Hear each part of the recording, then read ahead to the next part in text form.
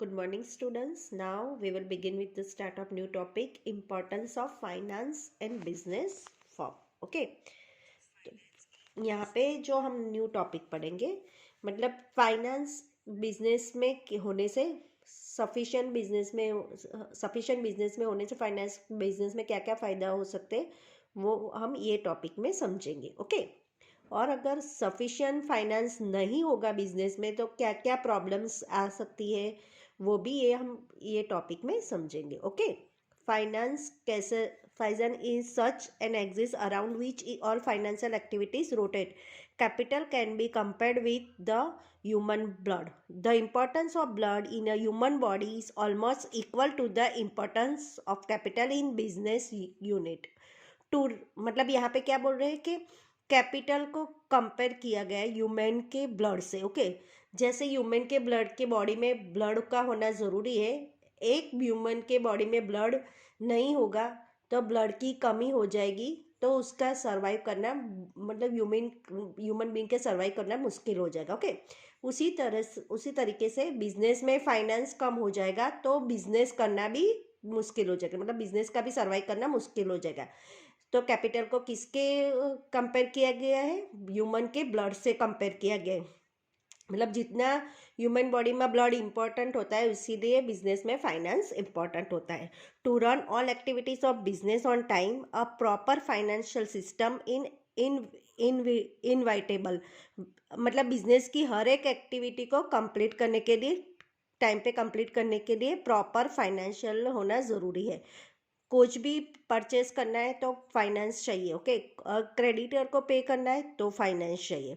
अगर पैसे ही नहीं होंगे तो परचेस कैसे करेंगे, प्रोडक्शन कैसे होगा, क्रेडिटर को पे कैसे करेंगे? फाइनेंस का होना ज़रूरी है. अगर फाइनेंस नहीं होगा तो बिजनेस सर्वाइव नहीं कर सकेगा. Okay. Without capital transaction of business unit is impossible. Amount of finance is limited and alternative uses are many.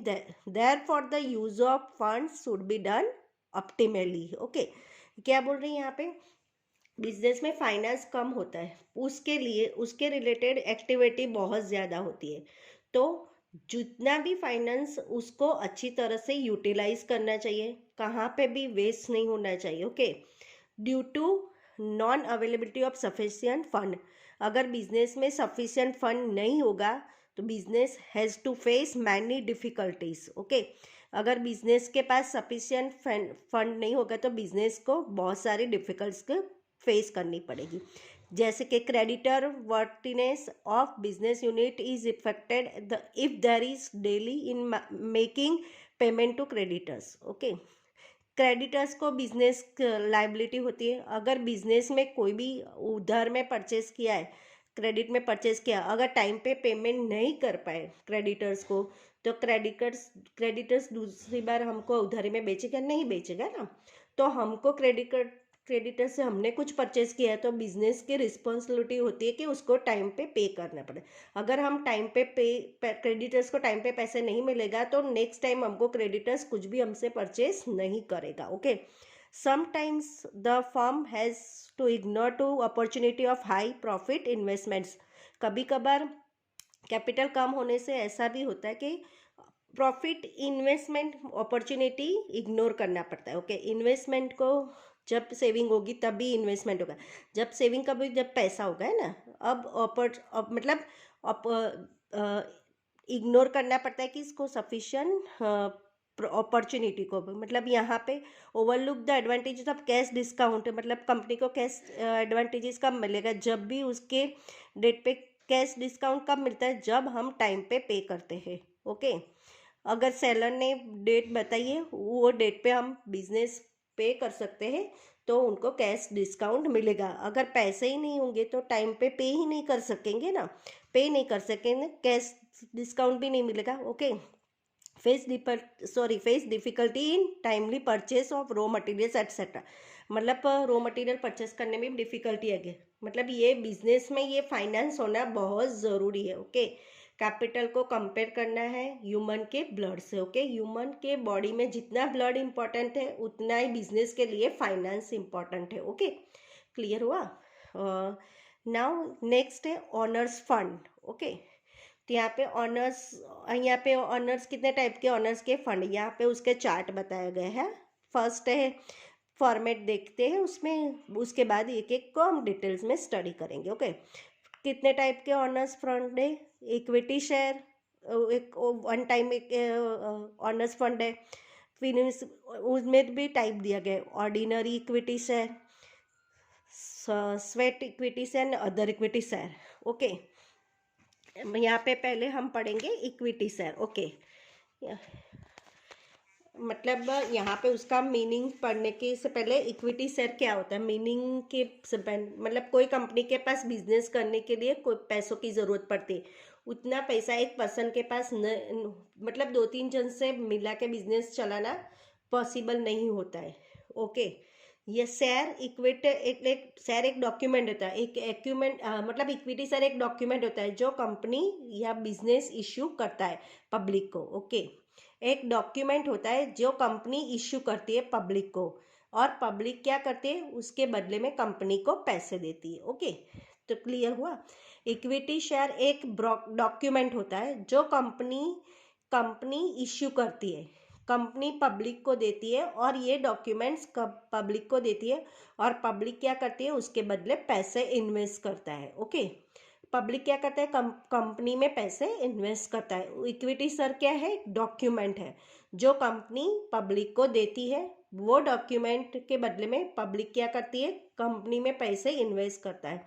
Public company में पब्लिक इन्वेस्ट करता है क्योंकि करेंगे उनको डिविडेंड मिलता है। ओके, क्लियर हुआ। डिविडेंड क्या होता है, एक्स्ट्रा पैसे, मतलब जो इन्वेस्ट किए उसके कंपनी में कंपनी एक्स्ट्रा पैसा दे देती है, उसको पब्लिक को एक्स्ट्रा पैसे देती है, उसको बोलते हैं डिविडेंड।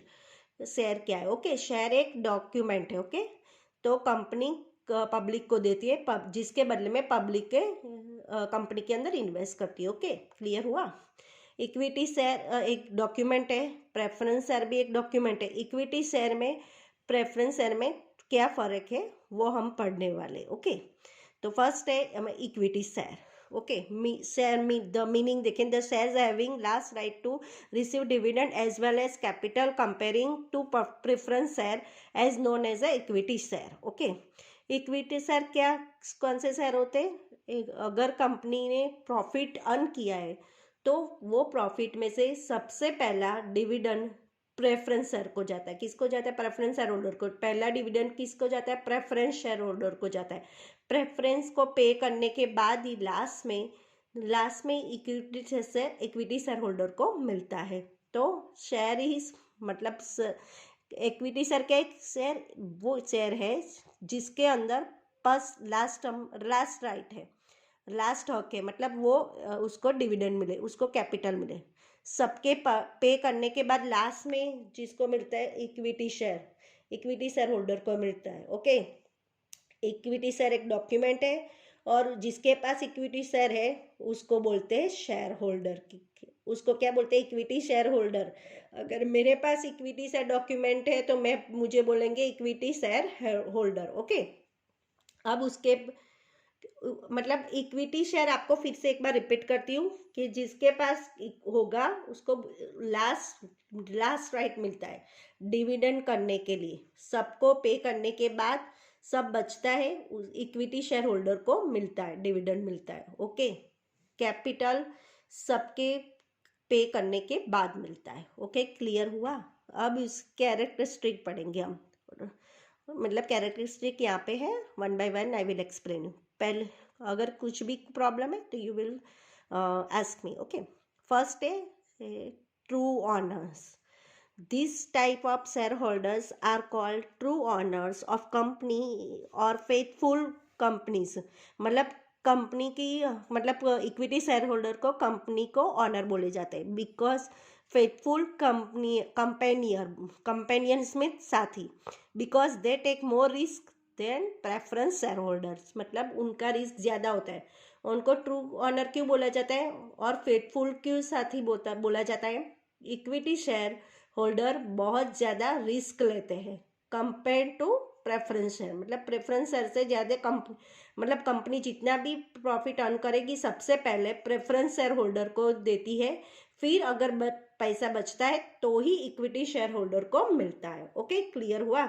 सबसे ज्यादा रिस्क कौन लेता है? Equity share holder. ओके, वो बहुत ज्यादा रिस्क लेता है प्रेफरेंस शेयर के कंपैरिजन में। ओके, उनको ट्रू ऑनर बोला जाता है और उसको बोला जाता है faithful companion. Right to what? Equity holders have right to, मतलब equity share holders have right to cast votes as per share holder by them. Okay, equity share holder के पास वोट करने के पर राइट होते। ओके, एक इंसान के पास जितने शेयर होते उतने ही उसके पास वोटिंग राइट होते। ओके, कंपनी की भी कोई भी मीटिंग होती है, कुछ भी सिलेक्शन होता है, तो एक इक्विटी शेयर होल्डर राइट होती है कि वो अपना वोट रख सके। ओके, थर्ड है रेट ऑफ डिविडेंड।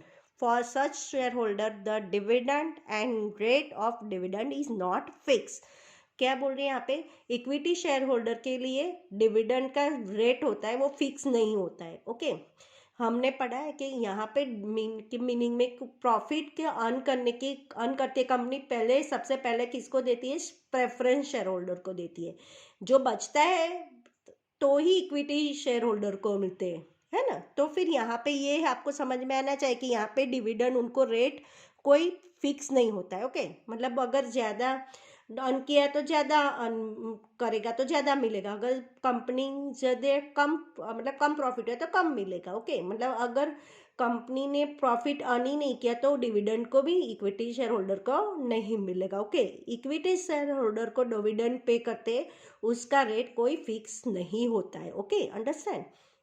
नेक्स्ट है profit related. Dividend receivables to such share holders is related with profit, hence dividend will increase decrease with profit.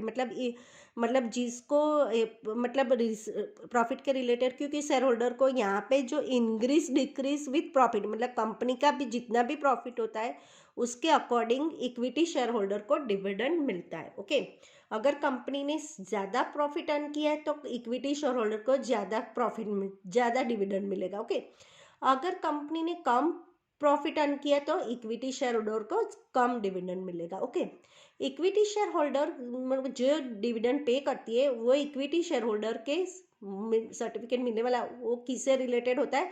Profit के रिलेटेड होता है। जिस तरीका प्रॉफिट इस तरीका डिविडेंड मिलता है। Okay, general meeting. This share holder have right to attend the general meeting. Equity share holder के पास राइट है कि जनरल मीटिंग अटेंड कर सके, वोट कर सके, इलेक्ट द डायरेक्टर्स, डायरेक्टर को भी इलेक्ट कर सके। ओके, क्लियर हुआ। इक्विटी शेयर होल्डर के पास क्या राइट है? जनरल मीटिंग अटेंड कर सके, वोट कर सके और डायरेक्ट को इलेक्ट कर सके। Okay, repayment of capital. Generally, the share capital is not repaid during the existence of company. Okay, equity share holder को उनका पैसा नहीं मिलता है तो जब तक कंपनी जा रही, मतलब जहाँ पे इक्विटी शेयर होल्डर को जब तक कंपनी चल रही है तब तक उनका पैसा नहीं मिलता है, कंपनी बंद होने के बाद ही मिलता है। ओके, जब तक कंपनी एग्जिस्ट है तब तक उनको जो उन्होंने इन्वेस्ट किया है वो पैसा नहीं मिलने वाला। ओके, वापस लाइन रीड करो, मतलब एक बार आपको। Generally the share capital is not repaid during the existence of company. Understood. यहाँ पे 7th है डिसॉल्यूशंस, मतलब लिक्विडेशन भी बोलते हैं। डिसॉल्यूशन मतलब कंपनी बंद हो जाना। डिसॉल्यूशन का बोलते हैं, लिक्विडेशन भी बोलते हैं। डिसॉल्यूशन क्या होता है? कंपनी बंद हो जाना। At the time of liquidation, after the repayment of capital to preference share holder, capital is repaid to equity share holders if surplus funds are available. Okay, क्या बोल रही है यहाँ पे? लिक्विडेशन के टाइम पे जब भी कंपनी बंद होती है तो सबसे पहले कैपिटल प्रेफरेंस शेयर होल्डर को पे किया जाता है और प्रेफरेंस शेयर होल्डर के पे करने के बाद इक्विटी शेयर होल्डर को पे किया जाता है। ओके, अब कब पे करते हैं वो इक्विटी शेयर होल्डर को? जब भी सरप्लस हुआ हो तब, मतलब जब सरप्लस बचा हो, कंपनी के पास कुछ फंड बचा हो, तभी उसको इक्विटी शेयर होल्डर को मिलेगा, नहीं तो नहीं मिलेगा। क्लियर हुआ? 8 है shares of qualification. If there is a provision in the memorandum and director have given consent consent to become the elected directors of company, then this share is considered as share of qualifications. Okay, अगर memorandums association ने through के division में है तो, और director है, director have given consign, मतलब elected, मतलब जो डायरेक्टर ने कंसर्न दिया है वो इलेक्टेड डायरेक्टर बन सकता है कंपनी का, तो उसके शेयर को कंसीडर किया जाता है शेयर ऑफ क्वालिफिकेशन। क्या? 9th है capital benefits. This share holder receive various benefits, right share. Equity share holder को बहुत सारे बेनिफिट्स मिलते हैं, right share, bonus share, benefit arising due to increase in share price in market etcetera called capital benefits. Okay, तो यहाँ पे equity share holder को बहुत सारे बेनिफिट मिलते हैं। राइट शेयर क्या होता है, बोनस शेयर क्या होता है, आगे और डिटेल्स में हम पढ़ेंगे। ओके, उसके सब सारे बेनिफिट्स उनको मिलते हैं, मतलब शेयर की प्राइस इंक्रीज होती है तो उनको ये इक्विटी शेयर होल्डर को भी फायदा होता है मार्केट में, और इन सब बेनिफिट को बोलते हैं कैपिटल बेनिफिट्स। 10 है registration of shares. This types of share are registered in recognized share market, so purchase and sale of share at market price can be done freely। मतलब इक्विटी शेयर को register किया जाता है share market के अंदर। जब भी purchase cell करना होता है, परचेस या सेल करना होता है इक्विटी शेयर का, बहुत इजीली हो जाता है मार्केट प्राइस में। ओके, आप लोग ये सब कुछ रीड करना है। ओके, और next video I will explain you type of equity share. Okay.